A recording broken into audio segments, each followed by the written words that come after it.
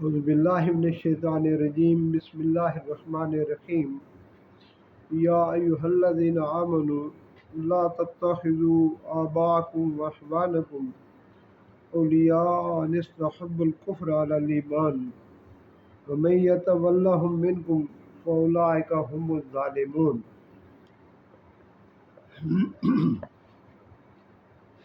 اے لوگو جو ایمان لائے ہو، اگر تمہارے باپ اور بھائی ایمان پر کفر کو پسند کریں تو تم ہرگز انہیں دوست نہ بناؤ، اور تم میں سے جو انہیں دوست بنائیں گے تو وہی لوگ ظالم ہیں۔ سورہ توبہ کی آیت نمبر 23 اور اس سلسلہ کلام کی جس میں اللہ سبحانہ و تعالی ایمان والوں سے یا ایھا الذین آمنو کہہ کر خطاب فرما رہے ہیں، یہ 50ویں آیت مبارکہ ہے۔ میرے پیارو، اس آیت مبارکہ میں اللہ سبحانہ و تعالی نے رشتہ داری اور محبت اور کفر اور اسلام میں ایک واضح حد فاصل قائم کر دی ہے کہ رشتہ داری اور محبت اگر ایمان اور کفر کے درمیان حد فاصل قائم نہیں کرتی تو پھر تمہارا ایمان مکمل نہیں ہے۔ میرے پیارو، اللہ سبحانہ و تعالی نے سیدنا ابراہیم علیہ السلام کی مثال قرآن مجید میں ارشاد فرمایا کہ جب ابراہیم کو اس بات کا یقین ہو گیا کہ یہ اللہ سبحانہ و تعالی کی الوہیت کا، ربوبیت کا اقرار کرنے والا نہیں ہے، تو پھر اس سے اعلان برات فرما لیا۔ اس کے لیے جو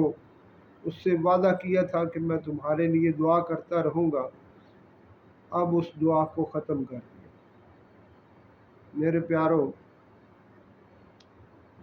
غزوہ بدر ایسا غزوہ ہے کہ جس میں رشتہ دار کے سامنے تھا۔ کبھی ہمیں یہ واقعہ ملتا ہے کہ ابو عبیدہ بن جراح رضی اللہ تعالی عنہ امین امت اپنے باپ کو قتل کر دیتے ہیں۔ کبھی یہ واقعہ ملتا ہے کہ ابو بکر کا بیٹا کہتا ہے کہ آپ جنگ میں 3 دفعہ میری تلوار کے نیچے آئے تھے لیکن میں نے باپ سمجھ کے چھوڑ دیا۔ تو ابو بکر کہتے ہیں کہ تو اگر ایک دفعہ بھی میری تلوار کے نیچے آتا تو میں تجھے کبھی نہ چھوڑتا، کیونکہ ایک طرف بیٹا، برادری، رشتہ داری، اور دوسری طرف محمد الرسول اللہ اور اللہ کا حکم اور محمد الرسول اللہ مجھے رشتہ داری سے، بیٹے سے اور ہر چیز سے آگے ہیں، عزیز ہیں۔ میرے پیارو، اسی جنگ میں جناب رسول اللہ صلی اللہ علیہ وسلم کا چچا سیدنا عباس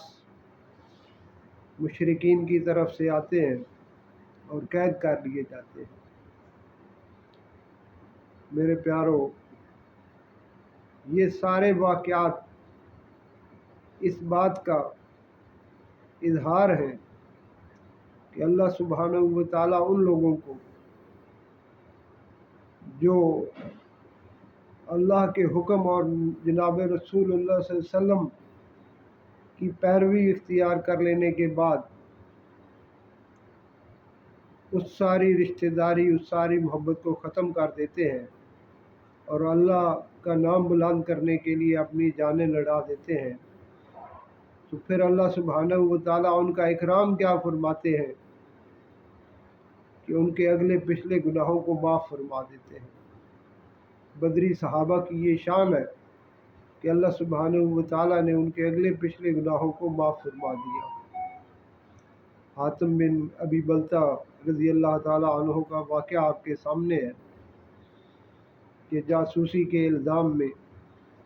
सैयदना उमर रज़ी अल्लाह ताला अन्हु फरमाते हैं कि या रसूलुल्लाह सल्लल्लाहु अलैहि वसल्लम, मुझे इजाज़त दीजिए कि मैं इसकी गर्दन उड़ा दूँ। जनाब रसूलुल्लाह सल्लल्लाहु अलैहि वसल्लम फरमाते हैं, उमर क्या तुझे मालूम नहीं कि ये बदरी हैं?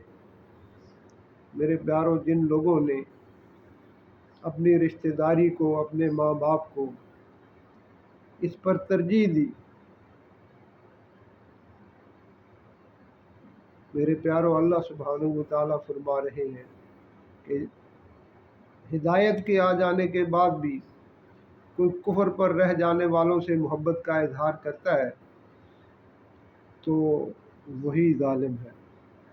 अब तुम्हारा कुफर की तरफ लौट कर जाना और कुफर में रहने वाले, चाहे वो तुम्हारे बाप हो या बेटे हो या कोई और रिश्तेदार हो, उससे मोहब्बत का इजहार करना ये जुल्म है।